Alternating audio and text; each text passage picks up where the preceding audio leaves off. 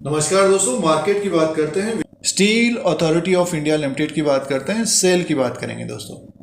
PSU company है, metal sector से related ये कंपनी है दोस्तों। शेयर प्राइस की बात करते हैं तो 80 रुपीज़ के ऊपर ये कारोबार कर रहा है और एक रेंज बनी हुई है steel authority of India limited की। तो शेयर प्राइस के अनुसार भी बात करेंगे और फाइनेंशियल नंबर की बात करते हैं। दूसरी तिमाही में रेवेन्यू, प्रॉफिट और लॉस की बात करेंगे। और मेटल सेक्टर में एक तरह से दबाव है पिछले एक साल के अनुसार। अगर हम देखें किसी भी निवेशक के अगर पोर्टफोलियो में मेटल सेक्टर के शेयर्स होंगे तो उनमें एक तरह से लॉस दिखा रहा होगा जिन्होंने इस साल खरीदा है दोस्तों।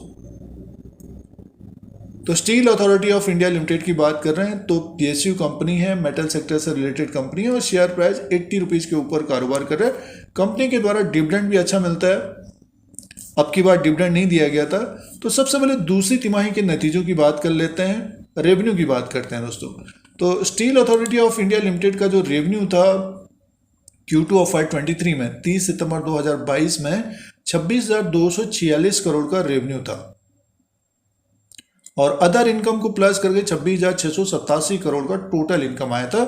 और net profit loss for the period की बात करते तो 385 करोड़ का नुकसान था कंपनी का दोस्तों।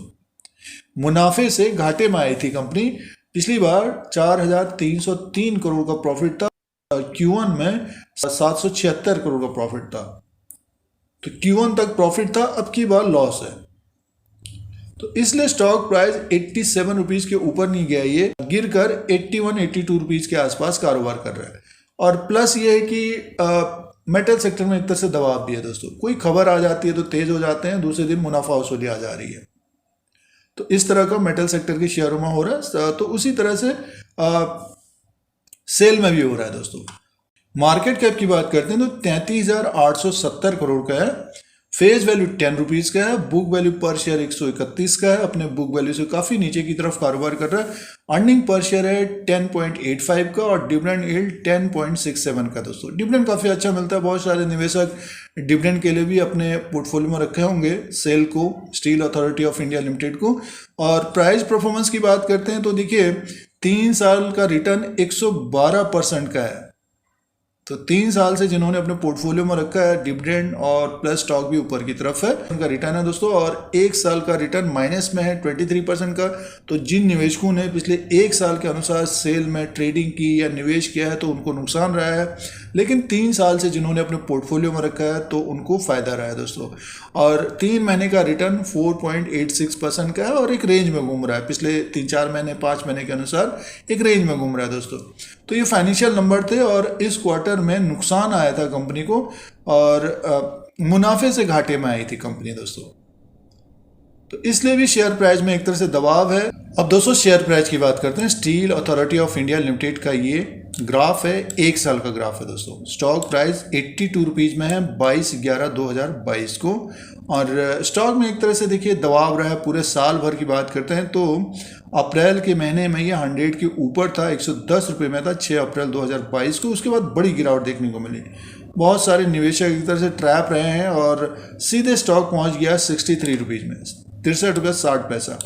और जून के महीने से इसमें फिर थोड़ी बहुत बाइंग आई है, ऊपर की तरफ आया स्टॉक और एक रेंज में घूम रहा है दोस्तों। ये ऊपर की तरफ 85-87 और नीचे का जो सपोर्ट इसका बना हुआ है ₹65, इसके बीच में घूम रहा है दोस्तों। और अभी स्टॉक प्राइस है 81 रुपया 90 लाइव ट्रेडिंग है ये। और आज का जो ट्रेड हुआ है 81 रुपया 70 और 82 रुपये 20 हाई बनाया है, 80 रुपये 85 लो बनाया है। तो 80 के ऊपर ही कारोबार कर रहा है। ऊपर की तरफ 86 रुपये 45 और 87 के ऊपर क्लोजिंग देगा, तब इसमें फिर एक तेजी बन सकती है और वो तेजी रह सकती है दोस्तों ऊपर की तरफ लगभग 97-98 रुपीज़ तक जा सकता है ये। तो 87 का बड़ा हर्डल्स है। अगर 87 के ऊपर क्लोजिंग देता है तो 90 को क्रॉस करते हुए 97 से 98 और फिर इसी के आसपास अगर ट्रेड करने लग जाएगा तो फिर और तेजी 100 को भी क्रॉस कर सकता है दोस्तों। तो जिनके पास स्टॉक है तो नीचे के लेवल से स्टॉक ऊपर की तरफ कारोबार कर रहा है, हमारे अनुसार स्टॉक को होल्ड करना चाहिए। और नेक्स्ट क्वार्टर में अगर नतीजे अच्छे आते हैं, कंपनी को प्रॉफिट आता है तो आना भी चाहिए, क्योंकि एक्सपोर्ट ड्यूटी भी हटा ली गई है, तो प्रॉफिट और रेवेन्यू बढ़ता है तो डेफिनेटली स्टॉक अच्छा करता हुआ नजर आएगा, प्लस डिविडेंड भी मिलता है दोस्तों। तो डिविडेंड का अनाउंसमेंट होगा तो डिमांड बढ़ेगी स्टॉक में। और मेटल सेक्टर में अगर तेजी बनेगी तो steel authority of India limited का स्टॉक भी ऊपर की तरफ जाता हुआ दिख सकता है। तो ये साल भर के चार्ट के अनुसार एनालिसिस है। और मेटल सेक्टर में अगर आप निवेश कर रहे हैं तो steel authority of India limited को देखना चाहिए, गिरावट होती है और डिविडेंड भी अच्छा मिलता है दोस्तों कंपनी के द्वारा। तो ये steel authority of India limited का लेटेस्ट अपडेट है। तो इस तरह के वीडियो देखने के लिए, शेयर बाजार की जानकारी के लिए धीरज सिंह के स्टॉक्स को सब्सक्राइब करें, लाइक करें, शेयर करें, कमेंट करें। धन्यवाद।